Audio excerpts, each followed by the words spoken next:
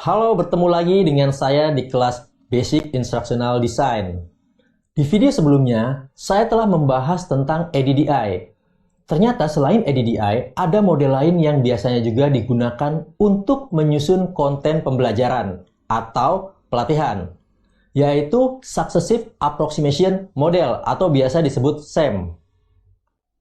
SAM pertama kali diperkenalkan oleh salah satu pionir e-learning di Amerika yang bernama Michael Allen. Kalau ADDI memiliki 5 tahapan besar yang harus dilalui secara berurutan atau linear, SAM memiliki 8 tahapan kecil atau berulang atau istilahnya iterasi. 8 tahapan ini tersebar di 3 tahapan besar SAM, yaitu Preparation, Iterative Design, dan Iterative Development.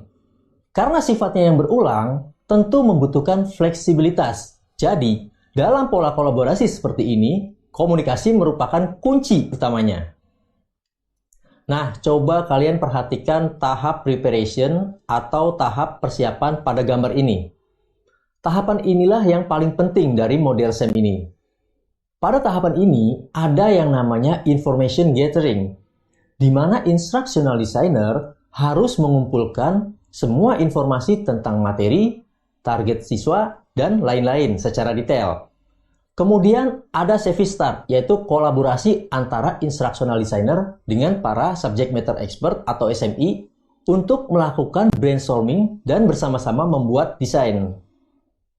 Setelah itu, kalian bisa lanjut ke tahap iterative design yang memiliki 3 langkah kecil, yaitu review, design, dan prototype. Jadi kalian mulai dari melakukan review desain dulu, kemudian kalian akan mendapatkan feedback yang dilanjutkan dengan menghasilkan prototype. Nah, siklus ini bisa diulang hingga 3 kali sampai mendapatkan prototype yang ideal. Kalau prototipenya sudah jadi, kalian lanjut ke tahap yang berikutnya, yaitu iterative development. Pada tahap ini, kalian mengembangkan produknya berdasarkan prototype, lalu melakukan uji coba produk kepada user, kemudian dievaluasi. Sama halnya dengan iterative design, tahap iterative development ini biasanya dilakukan berulang hingga 3 kali sebelum produk akhir diluncurkan. Itulah penjelasan tentang tahapan-tahapan yang ada pada SAM. Walaupun terlihat hanya ada 3 tahapan, tetapi sebenarnya model SAM ini sangat detail dalam setiap tahapannya dan dianggap lebih agile atau cepat, karena proses berulangnya dilakukan dengan cepat. Lalu, manakah model pendekatan yang lebih baik? Apakah ADDI atau SAM?